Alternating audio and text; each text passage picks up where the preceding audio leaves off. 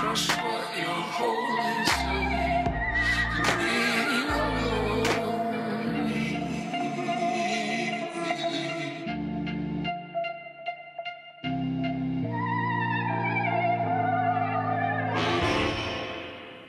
Qu'est-ce qui s'est passé ?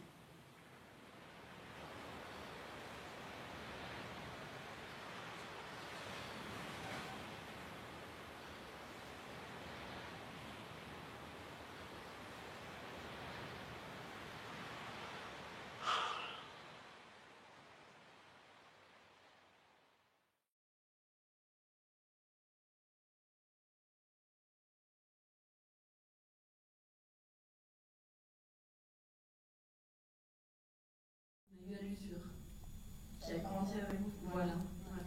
Et le coup ça a été l'inspiration sur le genou, sur ce livre, sur les douleurs. D'accord. Et vous dites que dans les premières versions du scénario, en fait, Tony était trop un personnage victime. C'est-à-dire, en fait, il était comment le personnage de Tony dans les toutes premières versions du scénario? Non, je ne sais pas pourquoi j'ai dit non, il était à peu près comme ça. D'accord. En fait, c'est votre co-scénariste, Étienne Comar, qui disait que dans les premières versions, Tony était était moins combattante et qu'ensuite, au fur et à mesure, vous écriviez ensemble, c'était vraiment devenu une guerrière. Je ne dirais pas dans ces termes-là. Non, ce qui est sûr, c'est qu'il y a quelque chose qu'on a écrit au scénario qui, en revanche, n'est pas passé sur le tournage et au montage, c'est que elle avait été très hystérique à l'écriture et je pensais que son hystérique allait donner un côté très dramatique au personnage. Et en fait, je me suis rendu compte que ce qui est hystérique et dramatique sur une femme ne l'est pas forcément sur une autre. On ne peut pas calquer comme ça les traits de caractère d'une femme à l'autre. Et chez elle, en fait, dès qu'elle était trop hystérique, trop en souffrance, on avait juste envie de lui dire mais t'es chiante en fait, c'est normal qu'il se casse. Donc oui, je ne pouvais pas tout d'un coup changer le point de vue. Je ne voulais pas que le spectateur tout d'un coup ait de l'empathie pour Giorgio, c'est quand même pas... Donc je pense que j'ai mis longtemps au montage à trouver mon point de vue et mon empathie de manière équilibrée. C'est-à-dire que je ne voulais pas non plus qu'on prenne Giorgio en grippe. Je voulais vraiment qu'on l'aime, mais qu'on soit aussi conscient de ses névroses à lui. D'accord. Ouais. Et je voulais pas qu'elle soit aussi l'éternelle victime pleurnicharde.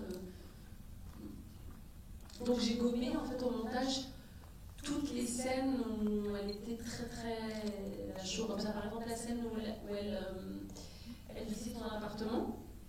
Vous avez vu dans la scène, elle est totalement silencieuse. Bon, en fait, au tournage, elle disait ah ben oui, bien sûr, il faut des bouteilles de vin. Ah ben oui, t'as beaucoup de clients, mais oui, bien sûr, et puis t'as pas parlé d'un étroit. Et toutes ces choses-là, moi, quand je la dirigeais, je pensais qu'on allait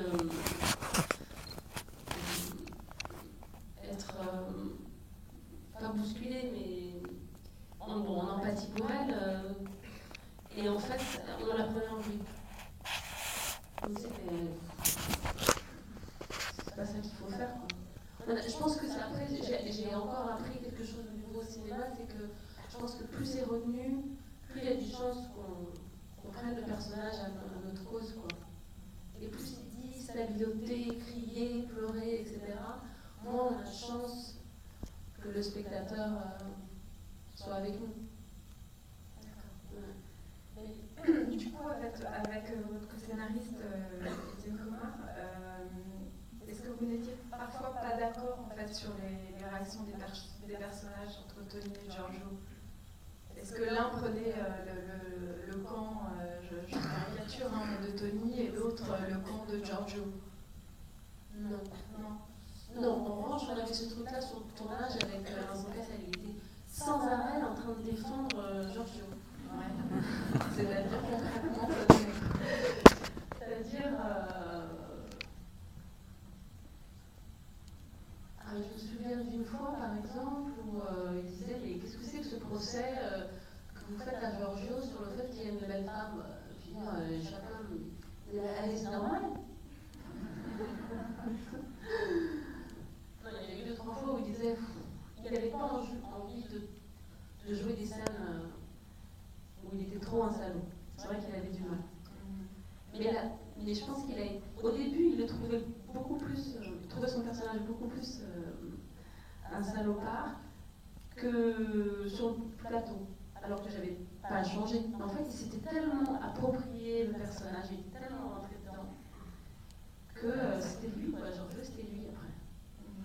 D'accord. Et il avait ce genre de débat aussi avec Emmanuel Berco? Ah, tout le temps. Surtout avec moi. Surtout avec moi. Ouais. Elle, non, c'est pas du genre à polémiquer. D'accord. Et on a un peu l'impression qu'il n'y avait que Vincent Cassel pour incarner avec autant de charisme un personnage aussi complexe. Et est-ce que c'est facile de diriger un espèce de grand fauve comme Vincent Cassel?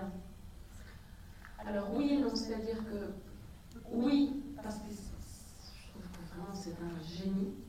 Je me suis vraiment éclatée à le filmer, éclatée à le diriger. Toujours inventif, toujours très concentré. Mais concentré pas comme on le pense, c'est-à-dire que c'est pas le genre d'acteur qui va s'enfermer dans sa caravane, à faire du yoga et tout, pas du tout. Il ne quitte jamais le plateau d'ailleurs. Il sort des vannes toute la journée, il nous empêche parfois même de travailler tellement il veut nous faire rire.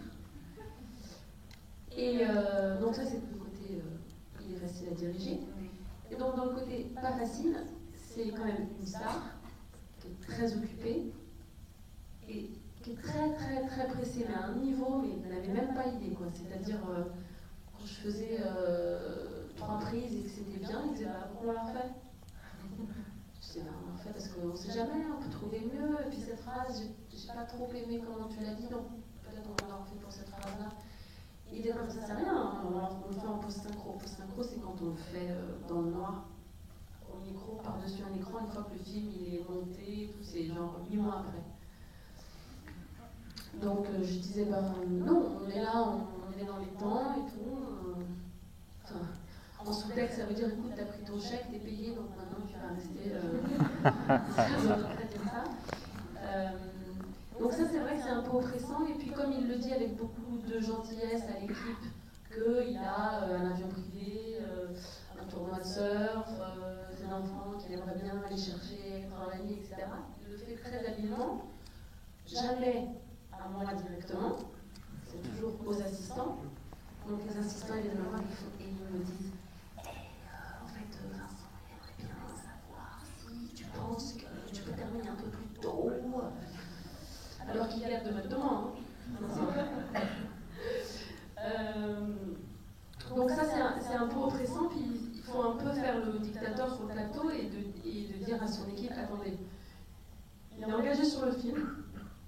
Les horaires, c'est 8h, 20h, donc ça va faire ses 20h, et puis si ça se trouve, il y aura des heures sup, et si ça se trouve, je vais changer d'avis, si ça se trouve, il va attendre 1 heure dans sa loge, mais c'était un petit peu compliqué L'équipe était acquise à la cause de Vincent, dans le charme de Vincent, donc ils essayaient de lui faire plaisir, comme s'il bossait gratos.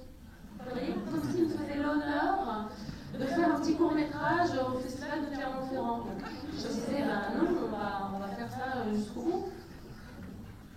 Donc c'était un peu Vincent, les assistants qui s'étaient mis dans la poche, et moi de mon côté. Ma script, elle était de mon côté, mais vous savez, c'était 2 femmes devant une brochette d'hommes, beaux, musclés.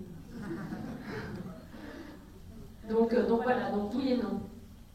Mais vous savez, ça n'a rien à voir avec le fait qu'il soit star ou pas star, je pense. Je pense que Vincent, il y a 20 ans, il était pareil. Ouais. Et Emmanuelle, c'était pas une star, et elle était très compliquée aussi à diriger, parce qu'elle était très renfermée. J'avais l'impression qu'elle faisait la gueule tout le temps, alors qu'elle me disait non, je suis juste concentrée. J'ai l'impression qu'elle n'était pas heureuse d'être là. Et vous essayez parfois de casser sa concentration, justement? De casser sa concentration, c'est-à-dire de faire qu'elle soit plus là et moins dans... pas lui reprocher de ne pas être là, elle était plus que là, elle était même trop là. Mais ça se manifestait, j'ai vous donner un exemple, quand je disais, non, je vais aller faire cette scène-là avec un, elle me disait, ah bah non, c'est pas possible parce que la scène d'avant, j'ai pas ce t-shirt. Je disais, ah oui, c'est vrai, t'as pas ce t-shirt. Elle connaissait tout par cœur, elle était même plus au courant que la script, que le régisseur, elle connaissait le plan de travail par cœur. Et donc, elle était trop proche de la technique, trop proche des caméras, de la fabrication du film. Et un jour, j'ai vu passer un cahier comme ça à elle, un cahier Clairefontaine, Grand Carreau, rempli toutes les pages, chaque ligne, des notes manuscrites. Avec des photocopies de livres, des passages soulignés, des Stabilos, l'inverse de moi en plus. J'ai absolument pas demandé ça. Et je me disais, mais qu'est-ce que tu as pu écrire? Après, c'est mes notes, c'est mes notes. Et ce qui est marrant, c'était que Vincent, il arrivait le matin, il disait, qu'est-ce qu'on fait aujourd'hui? Je lui disais, on va faire la scène où tu lui dis que tu vas te prendre un petit appart quand elle est enceinte de 8 mois. Là. Ah ouais, elle est enceinte de 8 mois. Des fois, je me disais, mais c'est pas possible, il n'a pas lu, c'est jamais. Donc, il y en avait un qui se foutait une telle pression qu'il écrivait toute la journée pour canaliser ses angoisses, parce que je pense qu'au fond, c'est pour se. Ouais. C'est un échappatoire de sa peur. Et puis l'autre, qui carrément avait délibérément peut-être oublié le scénario pour être encore plus frais. Et c'est deux façons de se concentrer à l'opposé, mais qui sont à ce moment-là.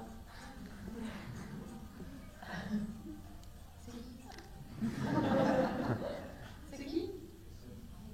Ah, c'est mon fils. Il veut que je le rappelle. Maman est à Lille.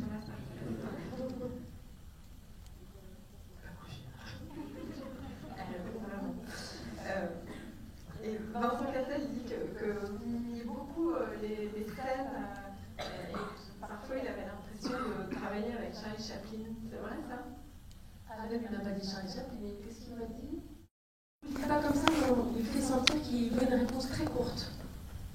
Bon, sujet verbe complément. Voilà, exactement. Ouais. Donc je suis pas très très bavarde, mais ça m'oppresse quelqu'un qui dit ça. Du coup, plutôt que de passer par la réflexion, etc., je vais au plus vite, c'est-à-dire je mime. D'accord. Donc je montrais ce que j'avais envie d'obtenir. Et il détestait ça. D'accord. Mais parfois c'est un gain de temps aussi. Ouais. Par exemple, la scène où elle a les contractions, où elle lui dit je crois qu'il faut y aller. La tête qu'il fait là, quand il dit quoi, c'est l'enfant. On a fait, j'ai fait attention de ne pas mimer pendant 25 prises. Pour bout d'un moment, je dis bon, je suis désolée, je vais devoir mimer parce qu'on ne va pas y arriver. Donc je vais mimer. Et elle a compris. Parce que parfois il y a des situations, des intentions qui sont indescriptibles. Mais justement, vous disiez qu'il avait tendance à casser les scènes, notamment les scènes d'émotion, pour pouvoir les aimer. C'est-à-dire, est-ce que vous pouvez expliquer ça? J'ai jamais compris cette théorie-là de Vincent. Ouais. Non, mais c'est vrai que quand il me disait bon, qu'est-ce qu'on fait aujourd'hui, donc je lui disais telle scène, il avait tendance à râler et à dire film de meuf. Il disait encore du sentimentalisme. Mais moi, c'est pas agréable. Là, on en rigole, mais sur le moment, j'en avais marre de me prendre comme ça des vents. J'avais l'impression qu'il s'était pris un chèque et qu'il prenait pas de plaisir. Et puis après le tournage, j'ai tout gardé pour moi pendant le tournage, puis après le tournage, on s'est expliqué, je lui ai dit à quel point quand même c'est pas facile. Parce qu'il est pressé, parce qu'il va avoir les assistants au lieu de me voir moi. Il me cassait dès que je le mimais, etc.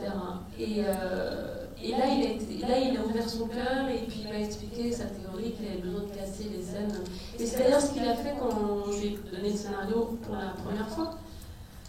Il m'a appelé et on s'est vu tout de suite. Il a passé, je crois, 2 heures à m'expliquer le pourquoi du comment. Il n'aimait pas toute la première partie, je crois. Enfin, elle parlait à peine, même pas de ce qu'il aimait. Tu disais, mais ça, t'as aimé? Ah oui, non, mais ça va. Donc c'est son caractère. Voilà. D'accord. Et l'enjeu de l'histoire d'amour pour le personnage de Tony, c'est comment ne pas se faire bouffer par Giorgio. C'est aussi la symbolique de l'affiche du film. Est-ce que c'était aussi le défi d'Emmanuelle Berco en tant qu'actrice de ne pas se faire manger par Vincent Cassel? Est-ce qu'elle avait peur de ça? Alors, oui et non, c'est-à-dire qu'elle n'avait pas peur de se faire bouffer par lui. Je pense qu'elle avait peur qu'il était tellement drôle et charismatique et bien réparti que tout d'un coup, elle s'est rendue compte que sur le papier, il y avait un salaud, mais en pellicule, il y avait un mec qui retournait tout le monde. Elle me disait, mais t'as pas peur que tout d'un coup, le point de vue du film change? Et toute l'équipe, non, mais c'est même pas qu'elle, c'est toute l'équipe m'a dit ça. Toute l'équipe m'a dit, mais t'es sûr que tu sais ce que tu fais là? Bah, en vrai, en sous-texte, ça veut dire Vincent est très charismatique et je suis moins, et est-ce que t'es sûr que je suis pas en train de me faire voler la vedette? Du coup, elle a quand même eu le prix d'interprétation à Cannes. Non, mais en fait, c'était vraiment volontaire de ma part de laisser ce personnage-là briller, être fier vraiment de son humour, de son charisme.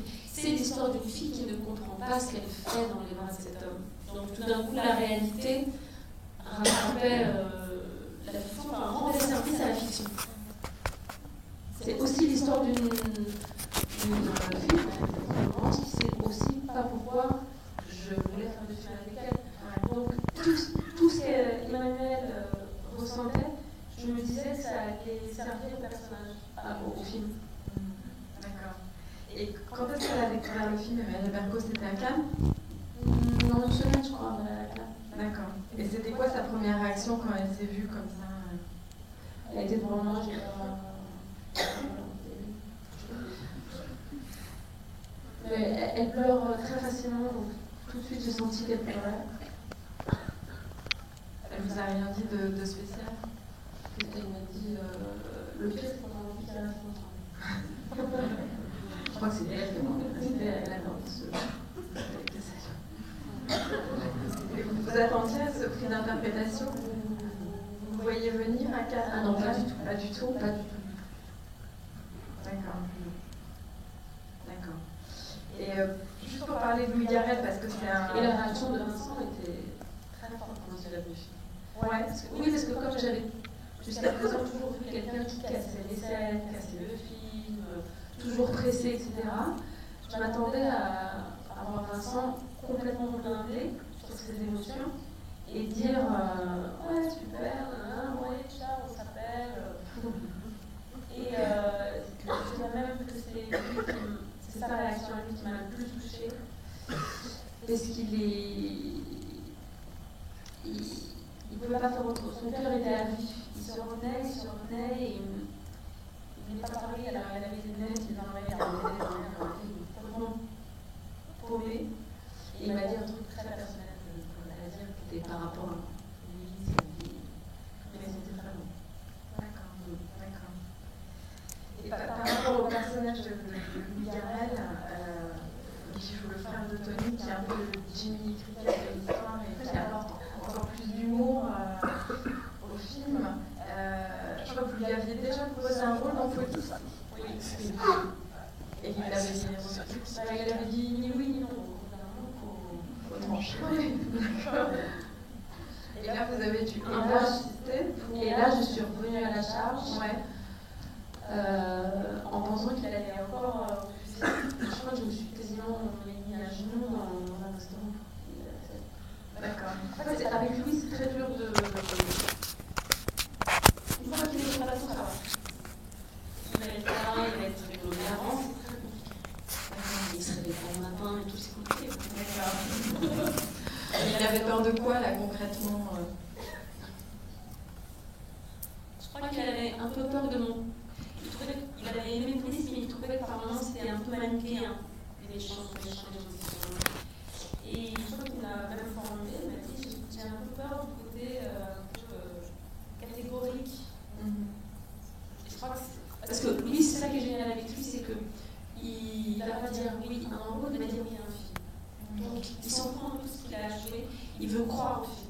veut, c'est faire des films qu'il aime. Et donc, il discutait sur le contenu du film et pas du tout sur ses scènes et son personnage. Et j'aime bien moi, les gens qui sont passionnés comme ça, qui veulent faire des beaux films. Pardonnez-moi, on fait peut-être une dernière question, ensuite on passe la parole peut-être à nos spectateurs, nos invités. D'accord. Alors, Merci. une dernière question, juste avec Lizzie Lebesco, il incarne le couple sage, un peu en contrepoint de Tony et Giorgio, enfin, le couple qui se ressemble, si on veut un peu caricaturer.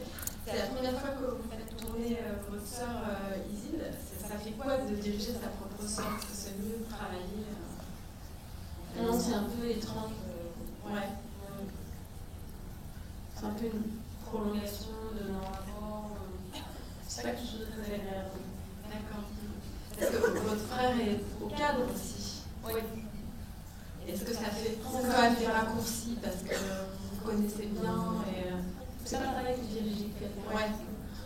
En fait, mon frère, il me connaît, il va savoir qu'on aime la même chose. Donc en fait, il va être un peu un prolongement de mon regard. Il va être attiré de filmer les choses que nous, on aime. On n'a même pas besoin de se parler. Alors qu'avec ma soeur, c'est différent, il fallait parler. D'accord. Merci. On va passer aux questions du public. Avons-nous une question du public avant de libérer nos invités?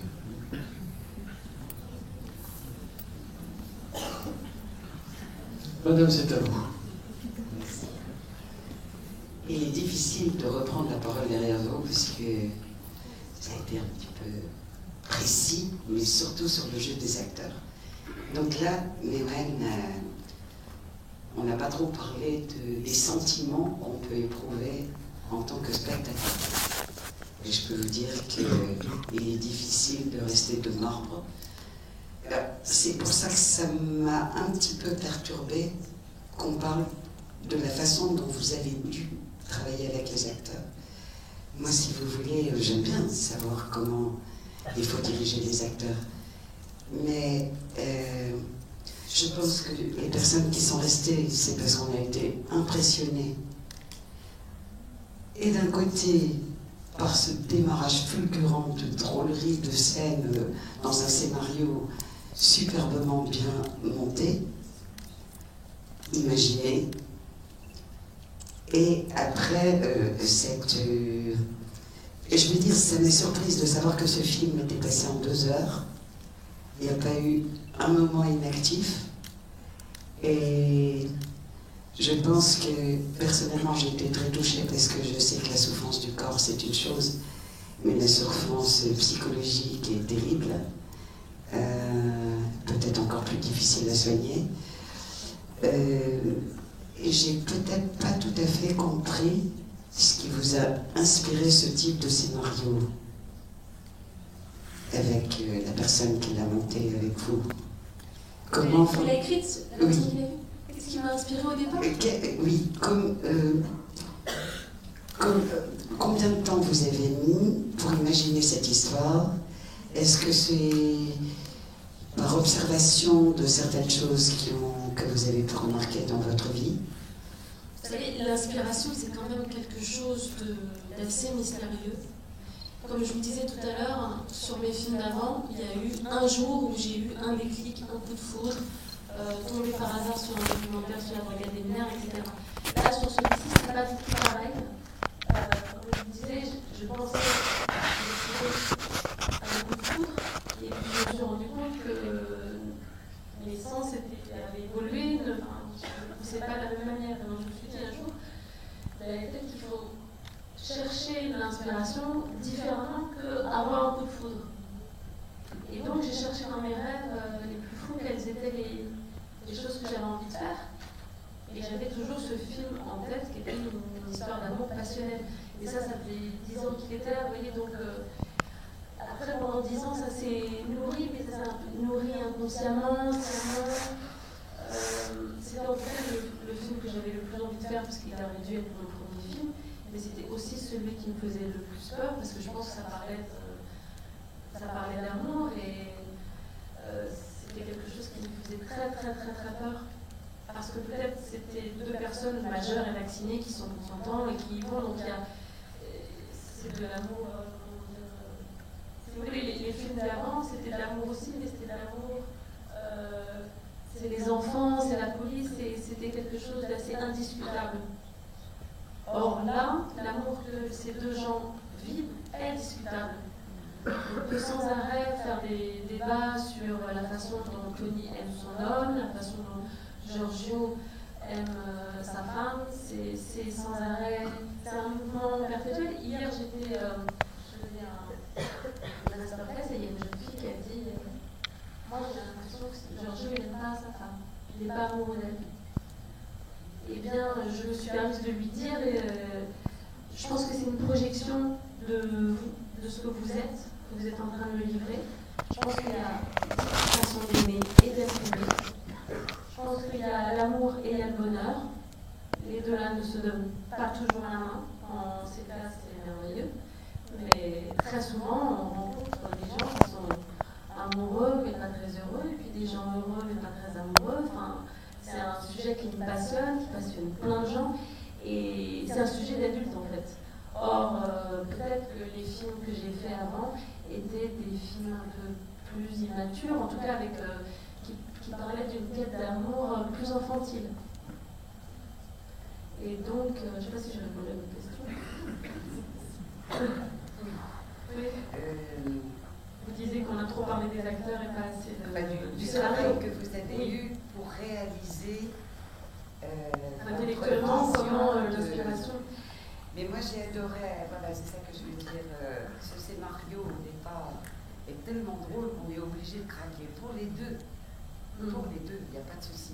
Ouais. Et moi je suis un peu d'accord avec vous, en tout cas au départ, qu'il l'aime vraiment. Il a été surpris par sa personnalité. Oui. Maintenant, au-delà de ça, avec des psychiques différents. Peut-être qu'il l'aime mal, Absolument. mais il l'aime. Absolument. Et c'est pour ça que je trouve que ça se ressent jusqu'au bout. Voilà. C'est-à-dire que ça lui en fait presque prendre des risques. C'est l'histoire, en fait, c'est l'histoire de plein de gens, j'ai l'impression, parce que c'est des gens qui ne sont pas faits pour être ensemble. Voilà, absolument. Et c'est ce qu'elle lui dit à la fin, c'est ni toi ni moi le problème c'est nous 2 ensemble. En tout cas, on voit que vous êtes une vraie maman. Est-ce que dans ce film... Est-ce que j'ai répondu à mon fils? Ah J'ai une question dans la salle, s'il vous plaît, c'est à vous. Comment? Question. Elle n'a pas terminé. Dans ce film, vous n'avez pas fait supporter les conséquences à l'enfant, qui est très heureux et... Ah, parce que c'est encore un autre film. Excusez-moi, j'ai beaucoup pris la parole. J'espère, messieurs, dames, que vous me pardonnez. Vous êtes pardonné. Bonsoir. Tout d'abord, merci et bravo pour ce film. Vous disiez à l'instant que en fait, c'était pas ni Tony ni Serge le problème, c'est simplement, en somme, ça marche Nous 2 pas. ensemble. Voilà. Mais par rapport au rôle de Serge qui est assez tiraillé, j'ai discuté avec d'autres personnes, vite fait. Vous disiez qu'il était neurotique, mais est-ce qu'en fait, vous caractériserait son rôle de pervers narcissique ou dénué de sentimentalité, d'émotion vis-à-vis de sa femme, ou je suis complètement à côté? En fait, je n'ai pas compris tous les mots de votre phrase. Voilà. Est-ce que vous caractériserez Sergio de pervers narcissique ou même de sentiments envers sa femme ou... Vous savez, moi j'aime bien que les films ne m'appartiennent plus une fois que je les ai faits. Donc il y a mes intentions à l'écriture et mes intentions au tournage, au montage, etc. Mais une fois que c'est lancé, j'aime entendre les gens de ce qu'ils ont ressenti. Ça m'évoque le même bonheur quand je lis un livre, c'est que chacun y met les images qu'il a envie d'y mettre. Et ben, j'aimerais que le cinéma, ça soit pareil. J'aime entendre que les gens, voilà, la jeune fille qui m'a dit hier qu'elle avait l'impression que Giorgio ne l'aimait pas, ben, c'est son ressenti qui compte. C'est pas ce que moi j'ai voulu dire. Il n'y a pas une vision d'un film, il y a la vision de chaque spectateur.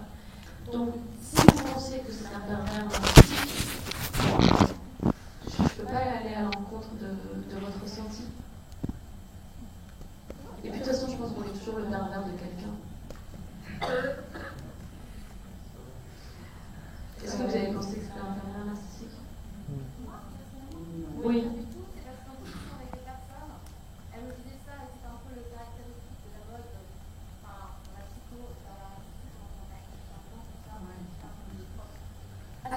idée. Donc. C'est vrai qu'en plus le mot pervers narcissique est devenu très à la mode et dès qu'il y a quelqu'un qui ne revient pas, on dit c'est un pervers narcissique.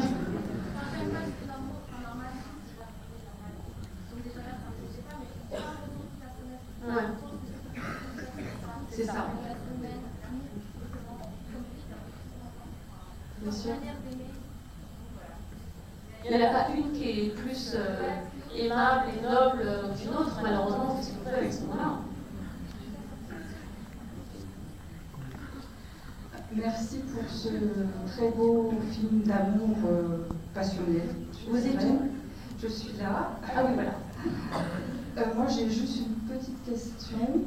Pourquoi mon roi et pas mon prince? Le prince viendra, le prince charmant, etc. Voilà, juste une petite curiosité pour le titre. Merci. J'ai pensé et je trouvais que ça faisait écho avec une scène très importante au début où leur amour se scelle, ouais. Quand il dit le roi des connards, je suis le roi, etc. Je trouvais que ça faisait écho à ça. Et puis, mon roi, il y a quand même une ambiguïté très très oppressante, c'est-à-dire qu'il y a un peu l'idée de la dictature. C'est un roi dans tous les sens du terme. Vous avez vu quand même que Georges, il peut quand même tout contrôler. À la fin, quand il lui dit il est en question que mon fils voit cet homme, etc., là vraiment il est en train de devenir fou, quoi. Donc je trouvais que le mot roi évoque ce malaise-là. Alors que mon prince, ça n'évoque que le prince charmant. Donc je trouvais ça trop plaqué, trop au premier degré, ça ne fait pas voyager ce titre, pour moi. Hein. Comment? Ah, merci. Au début, le film s'appelait « Rien ne sert de courir ». Vous voyez, je suis partie de loin. Voilà, monsieur Slavou, la dernière question. Merci. Merci pour ce film. Du coup, je vais poser en fait deux questions. J'essaie d'aller les laisser un peu courtes. La première, c'est la plus profonde, c'est sur l'évolution des personnages, en fait. J'ai un peu l'impression que finalement, ils évoluent pas tant que ça en une période qui s'écoule sur une dizaine d'années. J'ai un peu l'impression. Et je voulais savoir si c'était vraiment le but du film de montrer que quelque part ils tournaient un peu en rond et que peut-être qu'après la fin du film, ils étaient peut-être repartis pour un tour et repartis pour 10 ans de se revoir à certains moments dans son cabinet, etc. Et finalement jamais lâcher l'affaire, jamais vraiment tourner la page. Et ma deuxième question, c'est plus une question un peu méchante. C'est les seules scènes qui m'ont dérangé, pour ajouter un détail, c'est les scènes avec Norman. Je trouvais qu'elles servaient un peu à rien. Et je me demandais si, est-ce que c'était un choix de la part de mettre Norman, ou est-ce qu'il vous a été imposé, suggéré? Voilà. Norman. Alors, dans l'ordre, prenons la plus amusante. Norman. Mais Norman, et moi j'adore ce garçon. En fait, j'ai vu ces vidéos, j'ai trouvé mignonnes, mais bon, c'est pas ça qui m'a donné envie de le mettre dans le film. Mais j'ai été curieuse de voir ce qu'il pouvait faire dans un film normal, si je puis dire, de fiction. Et je l'ai fait venir au casting, il était à table avec plein d'autres comédiens, certains professionnels, certains pas. Et puis ils ont passé les essais tous ensemble. Et je l'ai trouvé super, mais c'est vraiment hyper simple ma réponse. Mais c'était même le contraire, c'est-à-dire que quand j'ai dit que je voulais prendre Norman, bon déjà il y a tous les vieux producteurs qui ne savaient même pas qui c'était. C'est toujours les stagiaires qui savent qui c'est, Norman. Et au départ, ils m'ont dit non, il ne faut pas prendre cet acteur, il va faire tâche, dans le sens où ça va être un peu l'intrus, il peut mélanger des acteurs qui ne sont pas professionnels, etc. On ne va pas comprendre. Donc c'était un peu une stratégie qu'on essayait de m'imposer. Et moi je pars du principe où s'il y a quelqu'un qui me plaît, j'ai envie de le prendre, qu'il soit connu, pas connu.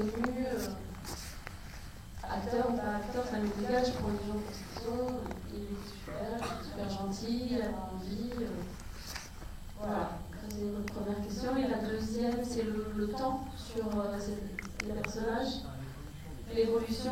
Bon, moi je suis pas tout à fait d'accord, je trouve quand même qu'il y a une évolution, c'est-à-dire que quand même Tony, c'est quand même pas la même qu'au début du film. Elle est quand même moins naïve, elle a compris à qui elle avait affaire. Ce Giorgio, elle se laisse moins bobiner qu'au début quand maintenant. Moi je trouve. C'est lui qui bouge pas en fait.